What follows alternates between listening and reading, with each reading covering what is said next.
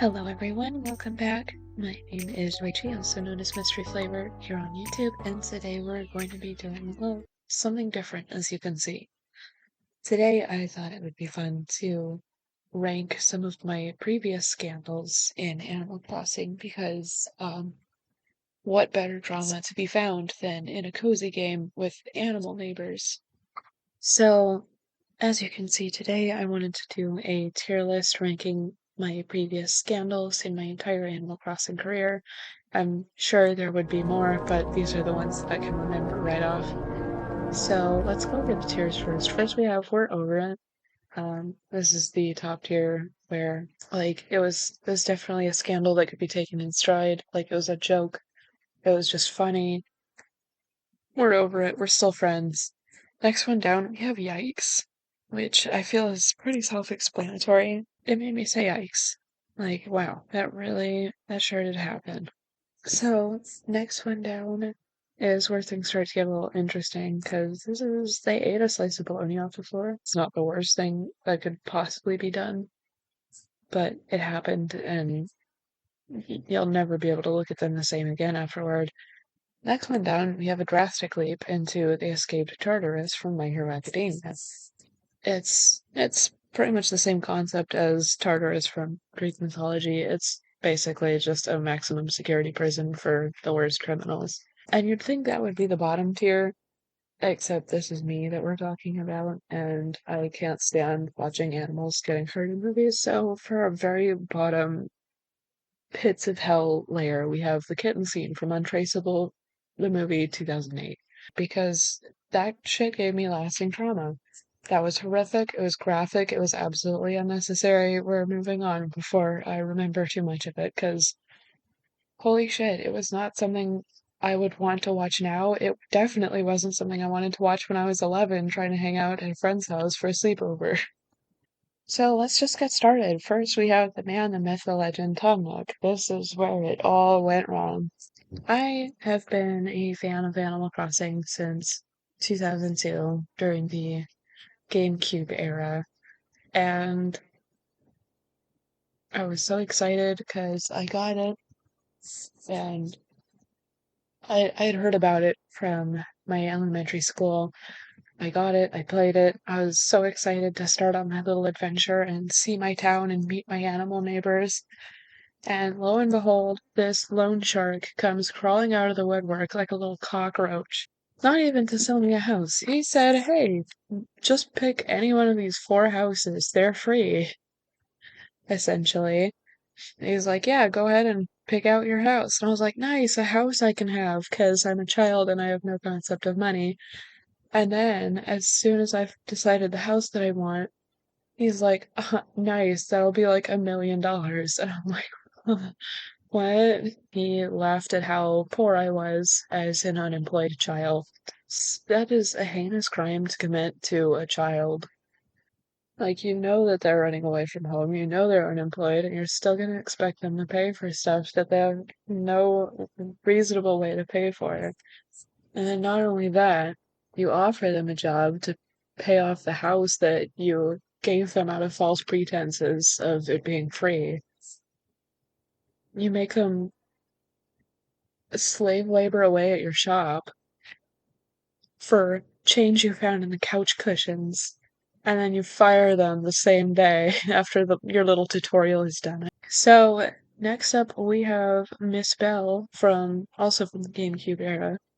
Um, and if you've been watching my series, you might actually already know this little tale of mine, but I'll just go over it again really quickly. Um, so as a child playing the GameCube Animal Crossing, I made the discovery that the villagers have hitboxes so you can nudge them around a bit. And being a curious child, I wanted to test the limits and see if I could possibly, like, push them all around the map. And so I figured I'd test my theory by pushing Belle across to another side of the bridge just because I'm playing around and experimenting. Lo and behold, this villager that I thought was one of my friends turns around and screams at me and calls me names for daring to push her. and it was alarming. It was jarring. Most video games up until this point had like very minimal consequences, so I was horrified that I was being scolded. Because, you know, when you're a kid at that age, it's already embarrassing being scolded by your parents. It's humiliating being scolded by a stranger. And let me tell you, it is horrifying when you're being scolded by a video game character. Um, it was a yikes for me. It wasn't the worst, but it hits different when you're a kid and getting yelled at by a pixelated cow. So skipping over to New Leaf, we have these two absolute criminals from New Leaf. Um, yeah, it's been a wild ride for me. Anyway, Mr. Chatter here, the cheese mouse himself, um, we were in love in New Leaf. It was great because this was New Leaf where villagers would actually have personalities. He was like the rich city playboy. I don't know. It's just like he had this little tuxedo on all the time. He just had this like smug aura to him. He was confident and a rock star and he knew it. He's up-headed, he carries himself, he's good looking and he knows that he's... And I fell in love with the confidence. I became very endeared to this goofy little cheese mouse. I fully believed that we were going to get married someday. And these two go hand in hand. Because an incident with Miss Caroline over here happened. I'll get to her later. I don't know. Part of me wanted to forgive him, but before I could even do that, I was playing my little 2DS in the car with my mom on a road trip, and I log in, and there's a letter from Chatter in my mailbox saying that he moved away without me. And I was heartbroken and devastated. And the worst part was I had to ride along awkwardly in the front seat next to my mom as she drove. And I had no way of explaining to her what in the world was wrong. Because my mom, I love her dearly. She doesn't really get video games. And that's okay, you know, we're all allowed to like different things. He definitely escaped Tartarus. How could you do this to me, Chatter? I will never forgive or forget you after this. On a similar topic, we have Miss Caroline here. Jolene herself, this red-haired hussy that stole my man. As a matter of fact, Jolene looked a whole lot like you, you red-headed hussy. She was already racking up quite the reputation around town. She was already the floozy of town. I'll just put it that way. She was here for a good time, not a long time, kind of gal. She was going over to all the boys' houses and just so conveniently leaving her shirts there so that they would have to ask me to bring them back to her. And it was already so like such a weird power trip. But then it got so much worse because she went over to Chatter's house and did her little oops, I dropped my shirt stunt. I think I dropped something on the floor that I need to pick up. So you bend and snap. I was shocked and horrified when Mr. Chatter himself, my boyfriend at the time, hit me with a, hey, so Caroline came over to my house last night and she left her shirt here. Would you mind returning it to her? And I was like, are you, like, what? Are you serious? You're telling me that she not only spent the night at your house, but she also took her top off? She escaped Tartarus. It was disgusting. Next up, we have the very start of my New Horizons drama with the iconic beady-eyed duo of Truffles and Bubbles. These two autofilled because I did not realize and also was getting used to the concept of, hey, you'll be able to invite villagers because it was March 2020 and that was not common knowledge just yet. At least not in my stupid little bimbo brain. So, Truffles autofilled, first of all. Already not appreciating the Koreaboo energy. I don't know. Truffles gives me a real weird vibe. But she just wants to be Korean so bad. She listened to one BTS song and she's like, this is my entire personality now. Honestly, their only crime was that they autofilled, except Truffles gets a little worse. She gave me a steel trash can to spruce up the island. Like, girl, that was so mean, and you probably didn't even realize what you did. She and I'm just gonna say Bubbles both ate bologna off the floor. It was a very weird energy, but like they didn't really do anything wrong. They just kind of existed and they caught me on a bad day. Cyrano. Oh my god. Thus begins the grumpy old man saga of Saturn Vale, cause holy shit. Usually, I like a good cranky villager. I love Kabuki. I love Buzz. He's on here, but don't worry about that. We'll get to that in a minute. Cyrano, however, is the old man energy that nobody appreciated. He was an asshole in the Animal Crossing movie. He was an asshole on Saturn Vale. He screamed at my best friend Tammy, who is also on here. We'll get to that in a minute. Tammy brought it up gently that she witnessed him have a fall the other day and she was worried about his health and safety. And apparently he could not forgive that behavior. He yelled at her, saying things like, don't treat me like I'm made of glass, I'm tough, I'm toxic masculinity personified, fuck you, woman, for caring about me. It was honestly a sight to behold and not in a good way. He did tartars. Because it wasn't that bad. I mean, don't get me wrong, it was bad, but I'll give him a pass because he had just recently moved in and he didn't understand the pecking order just yet. You know, mistakes were made, and we all regret it. Next up, we have Billy. Basically the same situation as Cyrano, but he picked on Tammy again, which was absolutely unforgivable in my eyes. He was one of those old men. They think the amount of years that they've lived allows them and gives them permission to scream more and more profanities and slurs at people. That's the kind of old man energy I got from Billy, and it was especially embarrassing that I had invited him and he was acting this way and screaming at Tammy for the same thing. Because apparently we just have very slippery roads for these poor old men on Saturn Vale. I mean, understandable. The place is waterlogged. It was horrifying. It was embarrassing. Poor Tammy was getting picked on again. And don't get me wrong, Tammy can stand up for herself. She's a strong, confident bitch that doesn't need anybody. But it's like, why the fuck are we picking on Tammy all the time? The first time, it was okay. It was an accident. You know, lessons were learned. But he did not learn a single lesson.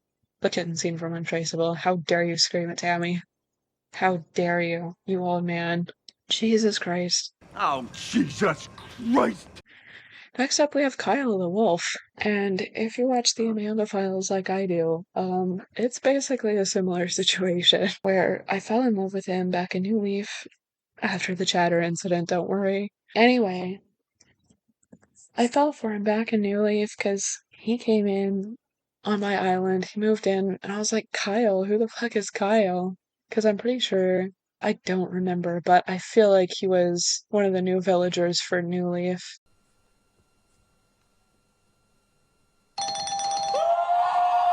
Point being, he was at least new to me in New Leaf, and he moved in. I was like, who the fuck is Kyle? And then Careless Whisper started playing when I saw him for the first time. I was like, oh my god.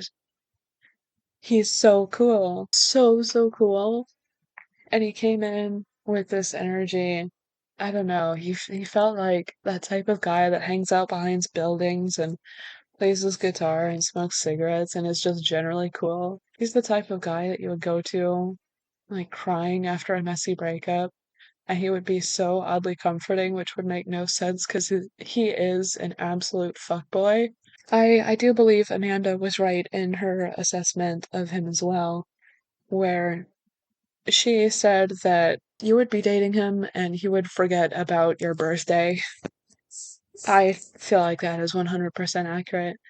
But honestly, my beef is not with that. It is that they absolutely massacred my boy in New Horizons. They turned him from like a really cool, like hip and young, but oddly mature busker.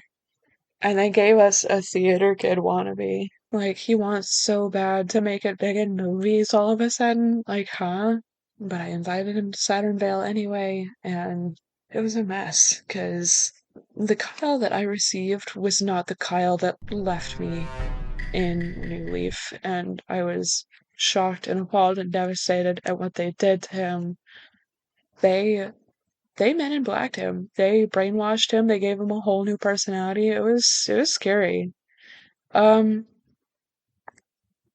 Yikes, for sure.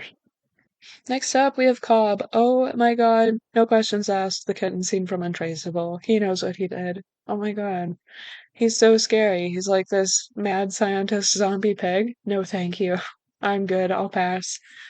Like, he looks like he would be behind the kitten scene from Untraceable. He probably watched that movie. He'd probably just watch that scene on repeat. He enjoys it so perversely for no reason, and it's horrifying. It's scary. He would be the man behind the slaughter for sure. So you can't see him very well because most of these images are cut like shit. But this is Coach. This is Coach's gross 5 o'clock shadow ass muzzle. No thanks. He was the last thing I needed when he showed up. It was one of those situations of he caught me on the worst day possible for his busted ass to arrive on Saturnvale, because it was just after my messy breakup with Kyle. I was trying to villager hunt for Kabuki. I was having about as much luck as Amanda did on her hunt for Kyle. It was sad and tragic, and knowing that I had, it was like, what, 1 in 805 chance of finding this man, I was losing hope and I was devastated. And it was also right before my birthday. So, what happened essentially was Kyle and I broke up. It was definitely meant to be left in New Leaf and not move to New Horizons because of how severely they did my boy wrong. And there was an empty house, and I forgot to keep the time set back before that house filled, and Coach auto-filled into that house, and I was nauseous. I was disgusted. This was after I had already spent like 100 and some tickets trying to find Kabuki, and it was not what anybody involved needed. Escape from Doris. How dare you think that you can just move into my life like this without being asked? How dare you? So, Tangy is an interesting one. She was my best friend in the GameCube game. I got her. I thought she was so cute. I loved her to pieces, even when she would hurl insults at me. Anyway, Tangy was my best friend in the GameCube, and I was like, oh my god, it's my girl again. And when she moved in to my last island liminality, and I was like, oh my god, it's the girl. She became fast friends, and perhaps a little more, with everybody's beloved cottagecore boyfriend, Bo. So Tangy and Bo become an item. They're like the it couple of liminality. I'm like, oh my god, they're so sweet. They're like inseparable. They were inseparable. They were so in love. I decided, because they were so inseparable and in love, I was like, let me make their lives a little easier and put their houses next to each other. And apparently that was a cardinal sin, because I guess in that moment that I decided that, they broke up or something. Because all of a sudden I see Miss Tangy here hanging out with other boys. And not only just hanging out with other boys, but like every other guy on the island. First, I see her walking around with Bob, then it's Punchy, and then, much to my horror, she's straight up on a little ice cream date with Lucky in the plaza. And I'm already like giving them the side eye. I'm looking at them disapprovingly while I'm trying to work on the entrance around the plaza. I'm trying to make roads and a nice little seating area. I'm giving them the side eye because I mean, I don't approve of Tangy's hoe era, but it can't be helped. Like, I can't tell her what to do with her life. It's not my favorite choice she's made, but I still love her as a friend. So, as I'm already like giving them the side eye, I'm like, what the hell, you guys? Here comes Bo, and I'm like, oh god, oh no, and I get in front of him, like block him from coming in. I'm like, Bo, don't do it. Don't do it to yourself. You don't have to like see what's going on in here. But he apparently needed to, because he pushed past me and he saw Tangy and Lucky on their little date. They're sitting next to each other in the plaza.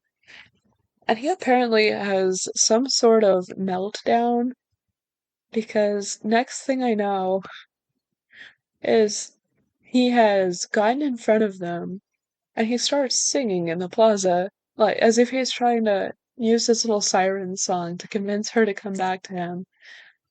Tangy's uncomfortable, I'm uncomfortable, everybody did not have a good time. It was just so weird. I would say we're over it, but yikes, Tangy, cheating is never okay. Okay, finally, to lighten the mood a little bit, we have Tammy. Tammy was my starter on Saturn Vale. She quickly became my best friend because I was like, oh my god, look at this little cutie. And she's got the big sister energy, so she's gonna take care of me. I love her dearly. We're never letting her go. But now a funny little thing has happened because my husband also lives on the island with all of us and our messes. And this funny little thing has happened where the last several times that he tried to log in and play, Miss Tammy has either sent him in the mail or has come over to deliver in person her like very personal garments, like like a bathrobe or a bath towel or a nightgown or something. She's not slick with it. She's very obviously trying to seduce my real life husband, which honestly is just so comical because it's like, girl, you're pixels, you're not competition. But I appreciate the drama because every now and then I do love a good little drama. But we're over it. We're friends still. It's honestly so funny to me. This is Buzz. I forgot he's supposed to be over here with the rest of the Saturn Vale drama. I just got a little mixed up. This is more of my husband's beef than anything, but I just thought I'd add it for a little variety. My husband's whole beef with Buzz is that he was sitting next to Muffy in the plaza, and my husband wanted to sit there. And it's so funny because it's just become like this rivalry, these sworn enemies. It's just become such a big deal ever since. It's so funny. To this day, my husband has not forgiven Buzz for the heinous crime of sitting next to Muffy. And I mean, I can kind of understand it because that leads us into the next villager that I'll get to in a second after I rank him. Um, I'm gonna say I'm over it just because this is my tier video, but my husband definitely isn't, and I kind of love that because it's like finally he knows what the hell I'm talking about when I'm like, my villagers are being mean to me and that's why I'm upset. On a similar topic, here's a bitch that I still haven't forgiven for wanting to sit in my spot so bad. This is Meringue. Meringue was a dreamy of mine since she was released. I was like, oh my god, a little strawberry shortcake rhino, how friggin' sweet. Little horn is a strawberry. That is the sweetest, cutest thing I've ever seen in my life. I love her. I love her dearly. I would die for her. And I got her on Saturn Vale, and it was fine. Like, it wasn't really that big of a deal. She was honestly just there. She didn't start anything. But boy, howdy, when she moved to liminality, she became a whole problem. Oh my goodness, it was like I got a whole different meringue. They brainwashed my girl, they gave her a whole new problematic personality, and normally that wouldn't be a problem because every now and then I do enjoy an ounce of drama. But it was the hill she chose to die on that really sat with me wrong because I see my boyfriend of like a year and a half at the time, Mr. Fang, over here, sitting in the plaza, and I'm like, oh my goodness, my dreamy, my boyfriend, my dream man is just sitting in the plaza. How cute. I'm gonna sit next to him and take a really cute couples picture. Well, Meringue apparently wanted that spot because she stood in front of me and she wouldn't let it go. She completely blocked me from my own picture with my boyfriend, might I add. And I was like, oh, that's cool. I'll wait. And I wish I was kidding you when I say that this petty girl blocked my shot for an actual real-time hour. And I was like, oh my god. I was furious. I came back and she was still there. And I was like, what the heck? Get out of my life, Meringue. That was just mean of you. I was trying to take a nice picture and I couldn't even get that because you wouldn't leave. Yikes, Meringue. That was really mean. That was really mean of you from seemingly a soft, innocent girl with a little strawberry nose. I was not expecting that kind of bully behavior from you, Miss Meringue, and I'm quite disappointed. So next we have Quinn. Quinn was a gift from a friend of mine. They mailed me this amiibo card for this girl from the other side of the country. And I was like, wow, like how cool. Because she was amongst the very first amiibo cards that I'd ever received. She quickly became like the really cool, hip young aunt, or like maybe just the gorgeous older sister of the island. Like, are you kidding me? She's so pretty. She's got the winged eyeliner, she's got the colored streak in her hair. It's gorgeous. Like, this was definitely a bitch that I would have been threatened by, and I quickly became threatened by, because this was my second red flag. Shay was hanging out with Fang behind my back, apparently. And I found this out by him telling on her to me, because I saw them talking and I was like, what? What are we talking about? What's going on over here? Why are you talking to my boyfriend? Oh, what? And Fang's like, oh yeah, Quinn and I were hanging out the other day, and I was like, you were what? Excuse me? And like, please don't misunderstand. I already have trauma from these two, and I'm like, oh god, please not this again. That immediately sat wrong with me. I was like, that's no, you don't just do that to me, especially since I was already shaken after the meringue incident. No, don't do this to me. I know, I'm sorry. And it turned out to be something innocent because, of course, it is. It always is. I look too much into things and I get attached to characters and I get really, really nervous when something threatens that. I'm like, I feel like that's eating a slice of bologna off the floor level weird. On to Diana. My third red flag, but we're still friends because honestly, it is just a laughable offense. So this was my third red flag with Mr. Fang. Fool me once, shame on you. Fool me twice? Why? What the heck? That's so mean. Fool me 3 times. Oh my god. Meringue is so enamored by him that she'll block my pictures. Quinn has been hanging out with him for God knows how long without me. And then I see him talking to Miss Diana over here, who had been a dreamie of mine since New Leaf, and I was so thrilled to have her on Liminality, because I was like, I've got Lily, it's perfect, they're gonna be girlfriends, and it's gonna be great. And they were sweet little neighbors too, and it was very cute. This is not about that. So I got Diana. I was thrilled to have her. I was like, I finally have this gorgeous deer. Actual years I'd been waiting for this woman to just walk into my life, and she finally did. And I was like, oh my god, yes, you're perfect. And then I see Fang talking to her, and I'm like, what? What's this? Don't tell me this is another Quinn situation. And he's asking her about her makeup and telling her that her makeup looks good. And this girl, bless her heart, she straight up was like, are you sure this is a question you want to be asking me in front of your literal girlfriend? And Fang was like, yeah, what's with that glittery stuff on your eyelids? And she's like, oh, my eyeshadow? Yeah. And he was like, yeah, looks great. And I'm like, what? You never complimented my makeup, Fang. What the heck? Honestly, it was funny, because at this point, Diana is very clearly in a lesbian relationship with Miss Lily, the sweetest frog to ever grace this earth. And Fang blatantly hitting on a full-time lesbian was just kind of funny, so we're over it. I know she had nothing to do with it. I know that he was just being an ass. Like, we're good, girl. It's fine. This is barreled. Oh my god. The kitten seemed untraceable. If you've seen the last episode I made, you would know that this man has sent me anthrax in the mail. So, yeah, he would definitely be behind the kitten scene from Untraceable. I mean, just look at him. He looks like the type that would do that. Horrific little man. Oh boy. Now comes down to these two. Pashmina was my best friend. She was my starter on Luminality. She should have known better. She was there with me through the meringue incident, the Tangy fiasco, the Quinn absolute train wreck, and the Diana oopsie. She was there through it all. She should have known better, and yet, oddly, she didn't, which shook me to my very core, because I had built up liminality to this point where I'm like, well, like, I think I'm done building and decorating and getting it the way that I want it to.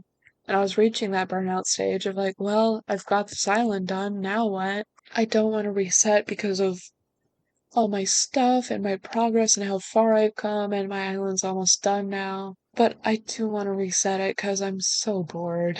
My island's almost completely done. I've got nothing left to work on. What do I do?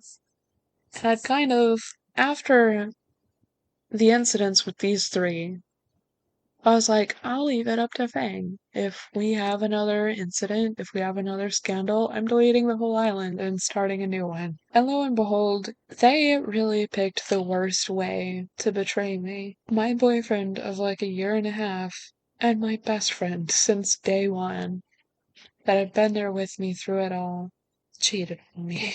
I was just wandering around in this turmoil already of like not knowing what to do with the island, not knowing what to work on.